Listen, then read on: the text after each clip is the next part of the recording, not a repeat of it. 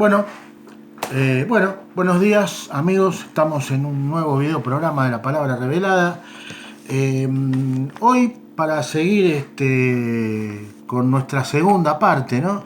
Sobre el estudio que habíamos comenzado en el video anterior, que es sobre si la psicología es o no una terapia bíblica, ¿no? Estos estudios, y este estudio en particular que estoy haciendo, como siempre digo, ¿no? Yo sé que entre mis suscriptores, mis queridos suscriptores, hay gente que es creyente y hay gente que no es creyente. Bueno, yo quiero que quede clarísimo que mis videos son para todos. Después estarán algunos que van a creer en lo que digo, otros que no que creer, sino que van a compartir lo que digo, que no lo van a compartir. Pero bueno, el espíritu de esto es que uno tenga siempre una mirada más sobre determinados temas que se tocan en el tema del misterio, de la ciencia, de la psicología. Bueno, ya ahora sí, para meternos ya de lleno ya en esta segunda parte, quiero hacer una pequeña intro recordando un poquito algunos temas que tocamos en la primera parte de este estudio, que es acerca de que, por ejemplo, que sabemos que en el primer video dije que las raíces de la psicología eran ateas y materialistas, porque Freud se declaró un ateo. Que la psicología, como teoría, no ve al hombre como un ser espiritual, como lo que realmente es, un ser tripartito, ¿no es cierto?, que tiene mente, alma y cuerpo, sino que, si bien no lo dice directamente, por la forma en que Freud postula sus teorías, e influenciado, como también había dicho, por Darwin en su Origen de las Especies, como buen evolucionista, toma al hombre como si fuese una máquina, ¿no es cierto?, no como un hombre, un ser espiritual creado a imagen y semejanza de Dios. Habíamos dicho, bueno, esto que les dije recién, que era un ser que el hombre es un ser tripartito, ¿no?, espíritu, alma y cuerpo.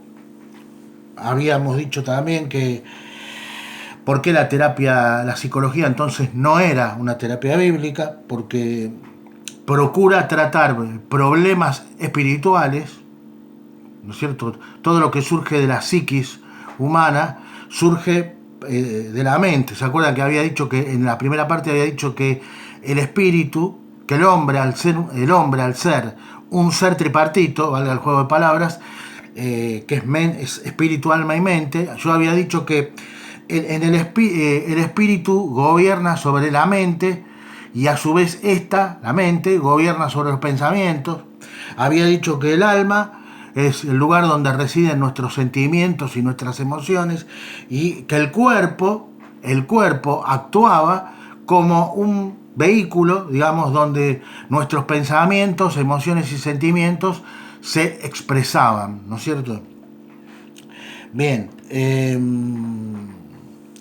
por lo tanto, si la mente, si el espíritu gobierna a la mente y a su vez también por medio de la mente a los pensamientos, y la psicología no trata al hombre como un ser espiritual, habíamos dicho también que la conclusión es que nunca una terapia, como se dice que es la psicología, una terapia no espiritual podrá tratar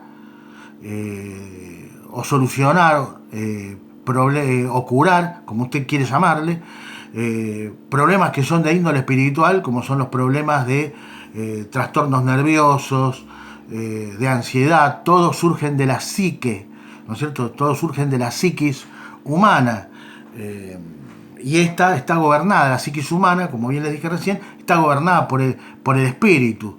Entonces, una teoría no espiritual como es la psicología no puede curar a algo que es netamente espiritual, ¿no es cierto?, como son las enfermedades del espíritu, que se manifiestan a través de la mente, estas enfermedades o trastornos. Muchas veces no llegan a ser enfermedades, pero se manifiestan como trastornos. Bien, entonces, ahora quiero empezar ya sí, más o menos dándole esta pequeña estos pequeños saltos de lo que fue más o menos lo que traté en el primer video, en la primera parte de este estudio sobre si la psicología es o no una terapia bíblica, ya sabemos, tenemos la respuesta, no, la psicología no es una terapia bíblica.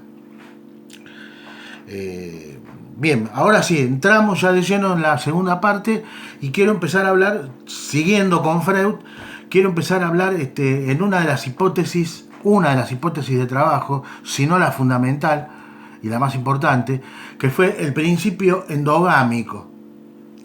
O sea, Freud trabajó con una hipótesis de trabajo que se llama el principio endogámico. El principio endogámico se trataba de esto, ¿no? Freud imaginó que el hombre había creado a Dios, según él, a través de este principio endogámico, había creado a Dios, y él pintó esta imagen, ¿no es cierto? Un padre común de una tribu, ¿no es cierto?, que no permitía que los hijos varones tengan relaciones sexuales con las hijas mujeres.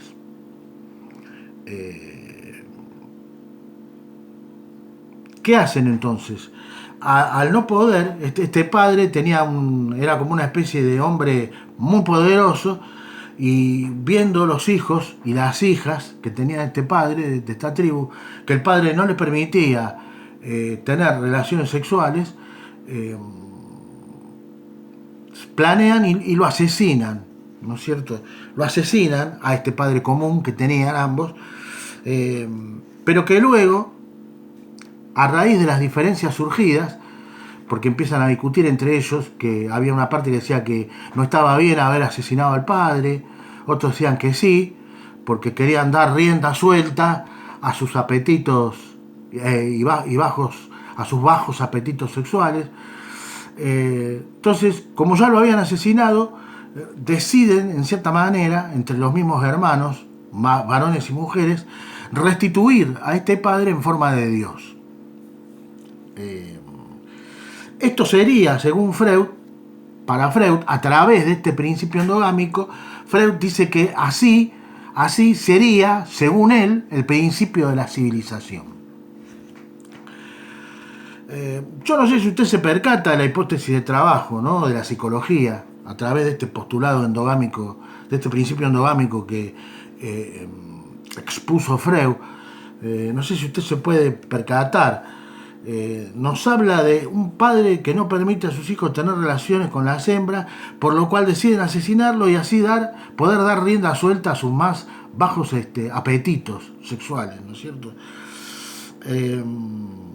Para Freud así nace la civilización, pero también a su vez él también da una explicación de cómo nace Dios en el ser humano, ¿no?, a través de este principio endogámico. Entonces, la pregunta que surge de todo esto, una más que nos genera la psicología, cuando uno la empieza a escarbar y a escudriñar bien, a ver qué hay detrás, todas estas cosas que no nos dicen, o sea, de la psicología y del padre del psicoanálisis, Sigmund Freud, cuando uno empieza a escarbar y empieza a ver cómo funciona, cuáles fueron los principios y las hipótesis de trabajo con las que trabajó Freud para exponer sus teorías, uno se pregunta, ¿no? ¿Puede una ciencia o terapia con estos principios edificar y restaurar vidas? Pregúnteselo, ¿no? Yo creo, personalmente, ya les dije, no, creo que no, ¿no? Rotundamente que no.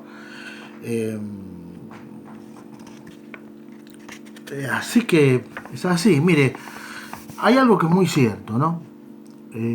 Para los cristianos tenemos que tener en cuenta esto, porque también dentro de las iglesias se ha infiltrado una corriente que se le llama psicología cristiana, que es una contradicción, porque la psicología, cuando uno empieza a ver cuáles son las bases teóricas y fundamentales de la psicología, vemos que primeramente son anticristianas porque contradice todo lo enseñado y revelado por el Señor Jesucristo, ¿no? Por lo tanto, no existe algo llamado consejería cristiana o psicología cristiana. No existe. Es un error, ¿no es cierto? Si usted quiere como cristiano, yo en esta parte del video les hablo a los que son hermanos en la fe de Jesús. Si usted como cristiano quiere realmente tener un psicólogo, digamos, entre comillas, es el Espíritu Santo, ¿me entiende? Es el mejor psicólogo que un cristiano puede tener. Recalco, psicólogo del Espíritu Santo pongo entre comillas, ¿no? Junto a Dios el Padre y Jesucristo el Hijo, son nuestros mejores consejeros, nuestros mejores guías. ¿Qué más que eso podemos pedir? ¿Qué vamos a ir a recurrir a una terapia mundana que está basada en principios mundanos? Y como todo principio mundano no tiene en cuenta la palabra de Dios, no tiene en cuenta la verdad de Dios revelada en su palabra. No, nuestro mejor psicólogo es el Espíritu Santo.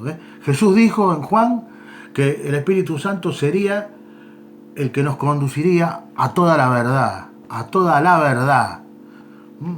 Y ya, si tenemos esto acá, ¿para qué vamos a ir a someternos a terapias mundanas, elucubradas en mentes caídas, o sea, que pecaminosas, que nunca tuvieron en cuenta la palabra de Dios, el consejo de Dios, ¿no? Revelado en su palabra. Bien,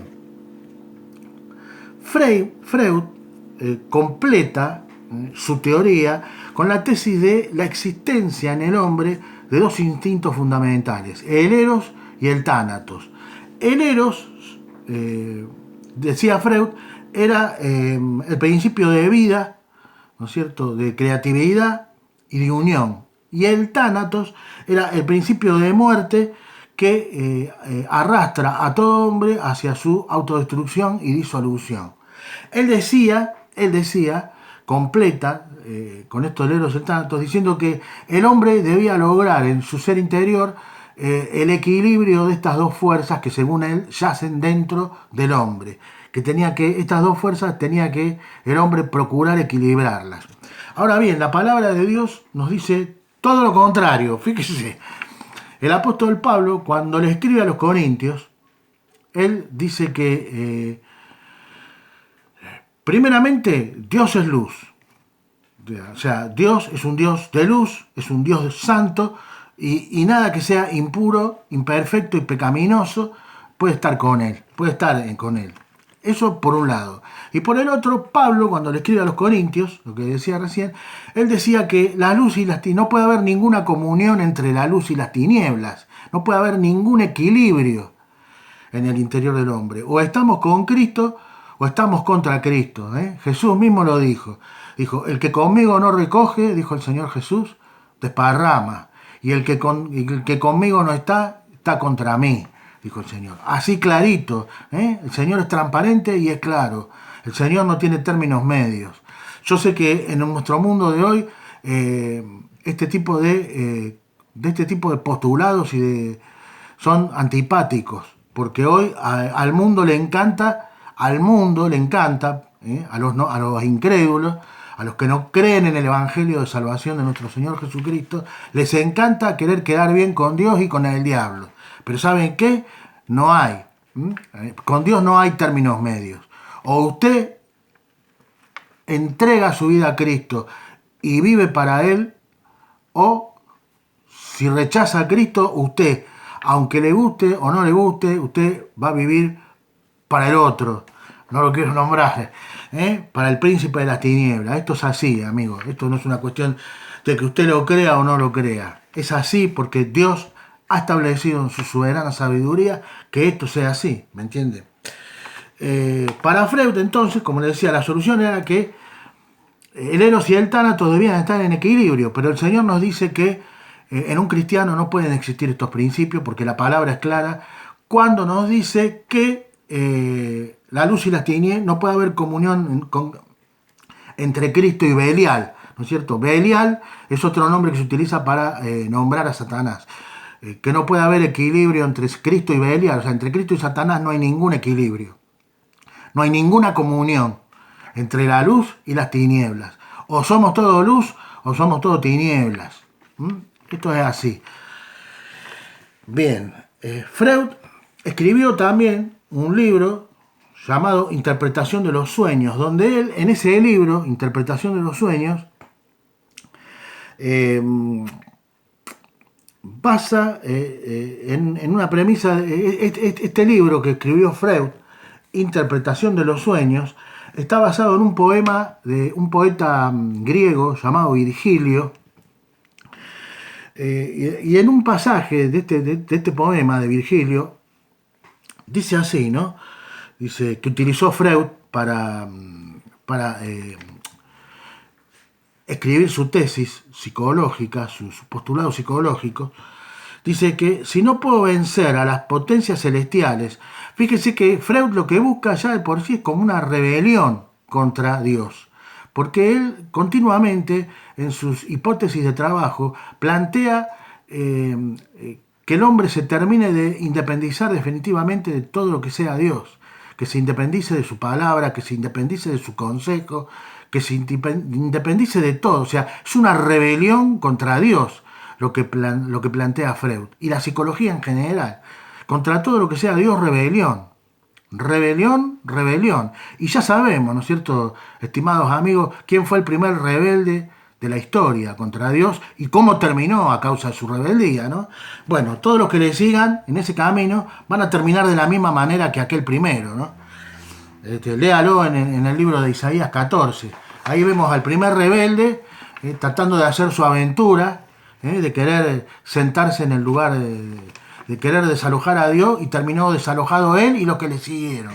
Y así van a terminar todos los que se junten en rebelión contra el Dios Altísimo, santo, agradable y perfecto. Bien, decía, ¿no? Dice que en el poema de Virgilio, él dice, ¿no es cierto?, que si no puedo vencer a las potencias celestiales, moveré los avernos, o sea, los infiernos. Dice, con este pensamiento, ¿no es cierto?, Freud no solo insinuaba la naturaleza de los sueños, sino que proclamaba también el espíritu que animaba a su tesis psicológica, a la psicología, ¿no? Este es el espíritu que anima en regla general a la psicología y que se esconde detrás de la psicología, que es la rebelión, ¿no es cierto? Fíjese entonces, lo que Freud propone como ley fundamental de la naturaleza de los sueños, dice, es luchar contra las potencias celestiales, rebelarse contra las potencias celestiales. Y si no las pueden vencer, mover los infiernos, ¿no es cierto?, ir hacia los infiernos, utilizar los poderes infernales. ¿Qué tal? ¿Qué me dice? Todo esto es lo que yo le digo que jamás le van a decir a los estudiantes de psicología. Jamás se lo van a decir. Es el lado oscuro de la psicología. Pero yo acá en un estudio que hice ya hace unos cuantos años, se lo estoy compartiendo. Quiere decir entonces que para Freud la naturaleza de los sueños está basada en una revuelta contra las potestades superiores. Ahí está. Freud basa en su naturaleza de los sueños, en su escrito sobre la naturaleza de los sueños, basa, ¿no es cierto?, en una revuelta contra las potestades celestiales, o sea, contra Dios. Acompáñenme, busquen su Biblia, Segunda de Pedro, capítulo 2, verso 10, porque está basado en esto último que les acabo de decir. Vaya buscándolo. Bien, fíjese, ya lo encontró, Segunda de Pedro, capítulo 2, Segunda de Pedro, capítulo 2, verso 10. Les decía que para Freud la naturaleza de los sueños estaba basada en una revuelta contra los poderes celestiales, o sea, contra Dios. Ahora, fíjese lo que dice, lo que escribió el hermano Pedro en su segunda carta, capítulo 2, verso 10. Dice, escúcheme, vamos a versículos 9 y 10, vamos a decir. Dice, sabe el Señor rescatar de tentación a los piadosos y reservar a los injustos bajo castigo hasta el día del juicio. Y acaba el versículo que nos tenía. Versículo 10, fíjese lo que dice. Dice, y mayormente a los que van detrás de la carne en concupiscencia de contaminación y desprecian la autoridad la autoridad, dice, atrevidos, arrogantes, dice, que no tiemblan al hablar mal de las potestades superiores. Y acá, lo que yo le decía recién, Freud basa su tesis psicológica en la rebelión contra los poderes celestiales. ¿Se da cuenta? ¿Qué clase de espíritu es el que mueve a la psicología? Lo estamos viendo claramente, exponiendo claramente a la luz de la palabra de Dios. ¿Quién es el poder espiritual que, utilizando a Freud como agente, se está moviendo detrás de la psicología? Satanás, el primer rebelde. Recuerde, Isaías 14, léalo, Isaías 14, Isaías 14. Y después vaya también a Isaías 28, capítulo 28. Ahí está el origen de la rebelión de Lucifer. Y este es el mismísimo espíritu que se mueve detrás de la psicología.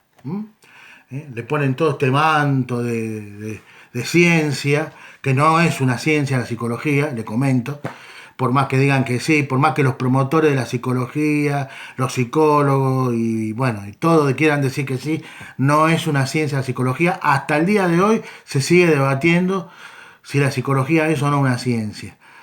No es una ciencia. Yo le voy a decir por qué no es una ciencia. Porque muchas de las cosas que propone la psicología aún hoy todavía no están comprobadas. Ese es otro dato que debería tener en cuenta. Mucha gente que acude a psicólogos y son indirectamente, no saben que a lo mejor están siendo, inclusive hasta el mismo psicólogo a veces no sabe que está exponiendo a una persona a ser una especie de conejillo de India. Lo que sí es ciencia es la psiquiatría. La psiquiatría sí es ciencia, está comprobado. Está científicamente comprobada la psiquiatría. Pero la psicología no. Hasta el día de hoy se sigue debatiendo si la psicología es o no una ciencia. Por más que los psicólogos quieran instalarla como ciencia, no es una ciencia la psicología. Yo estoy del lado de los que dicen que no es una ciencia. Yo estoy del lado de los que dicen que la psiquiatría es una ciencia, no la psicología. Y le voy a decir más, fíjese, los psiquiatras sí pueden recetar medicamentos para sus pacientes. Pero un psicólogo, por ejemplo, y acá se ve una de las causas por las que la psicología no está reconocida como ciencia, es que un psicólogo a usted no le puede recetar un medicamento. El psicólogo a usted lo que tiene que hacer es derivarlo al psiquiatra. Porque los psicólogos no pueden recetar medicamentos porque todavía no se sabe. Hay mucho debate dentro del ambiente de la medicina y todo esto, si la psicología es o no una ciencia. Es una teoría la psicología. La psiquiatría es una ciencia, pero no la psicología. Bueno, amigos, y para ya finalizar, les voy a dar un dato que está relacionado un poco con el tema de la psicología. Les voy a... que quiero que sepan, ¿no? Es un dato esto que les voy a tirar ya a modo de cierre de este video programa.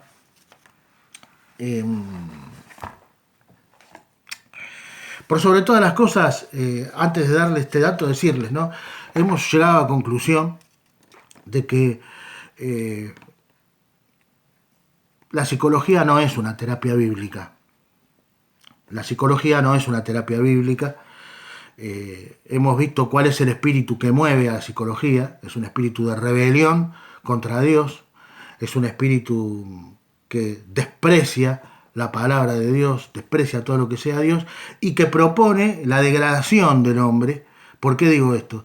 Porque cuando uno lo ve y arma todo el rompecabezas en general de lo que propone la psicología, es despojar al hombre de la razón y sumergirlo, desinhibirlo. Con esto de desinhibir, lo que nos están diciendo es que el hombre deje la razón de lado y dé rienda suelta a todos sus instintos, a todas sus pasiones, a todas sus emociones. Se imagina eso, el caos que puede producir, ¿no?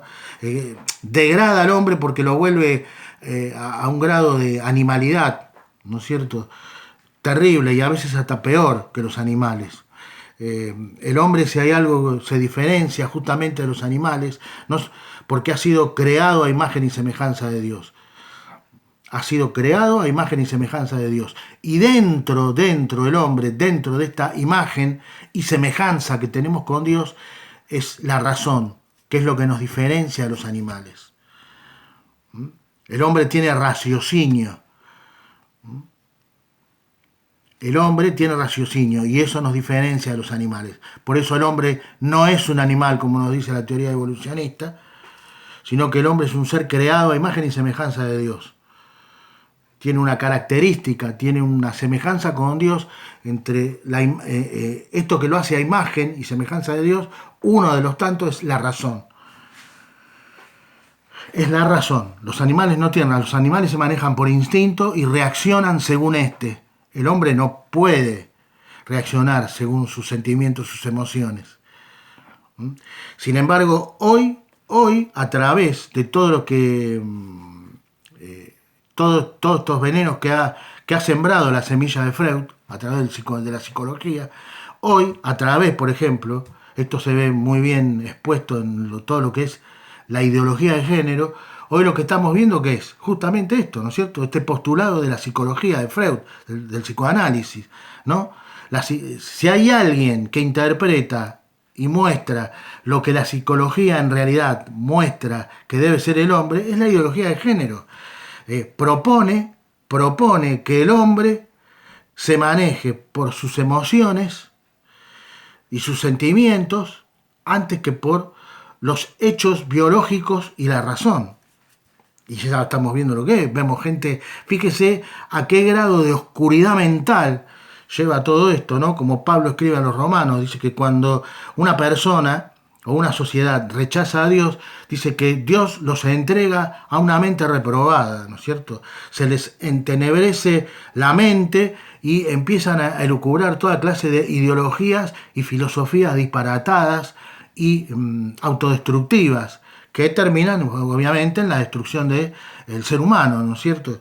Y esto es lo que estamos viendo hoy a través de la ideología de género, que es evidentemente la exposición y la interpretación más clara de lo que propone la psicología, ¿no es cierto? Que el hombre deje de lado la razón, o sea, no que deje de lado la razón, sino que tiene que ser más emocional y sentimental, y no darle tanta bola a su lado racional.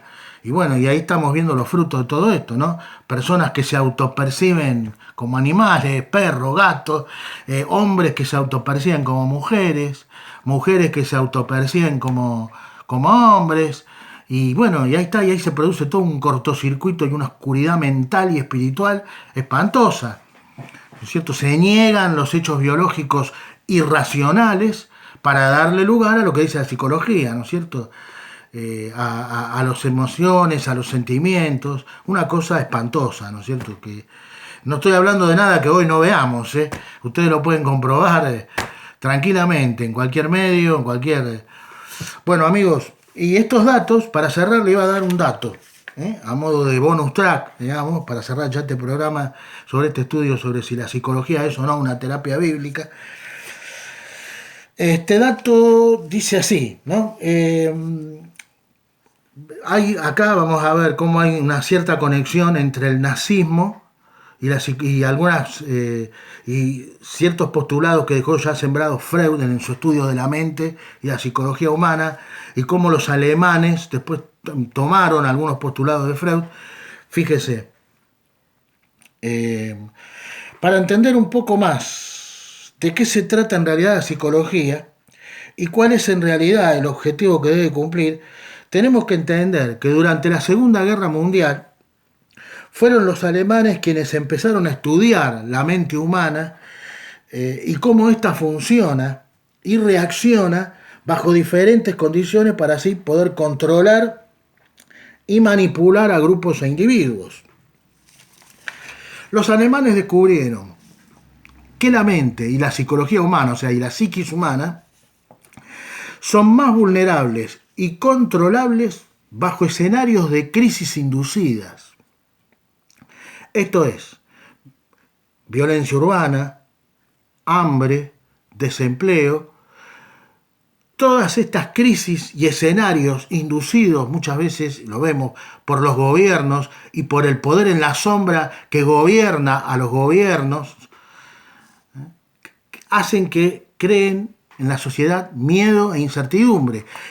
O sea, lo que se busca a través de crear estas crisis inducidas en los países y en las sociedades es, en cierta manera, por medio de estas crisis inducidas de desempleo, que producen hambre, de inseguridad urbana, lo que se busca es quebrar, provocar un quiebre psicológico en la sociedad para que ésta se vuelva más manipulable, para que ésta se vuelva más manipulable y controlable. Fíjese que esto último que le acabo de decir, este dato que le vuelvo a dar, es lo que hoy se utiliza para controlar a las sociedades y para que las sociedades en determinado momento acepten políticas de los gobiernos que de forma natural la sociedad rechazaría. Entonces, ¿qué se hace desde los gobiernos? Se crean crisis, o sea, se inducen crisis para quebrar psicológicamente a las sociedades, y una vez que lograron eso, se busca instalar la política que quiere el Estado. Entonces las personas, al estar quebradas psicológicamente, terminan aceptando lo que de forma natural jamás hubieran aceptado. Es increíble, es satánico, es demoníaco este tipo de ingeniería social, ¿no?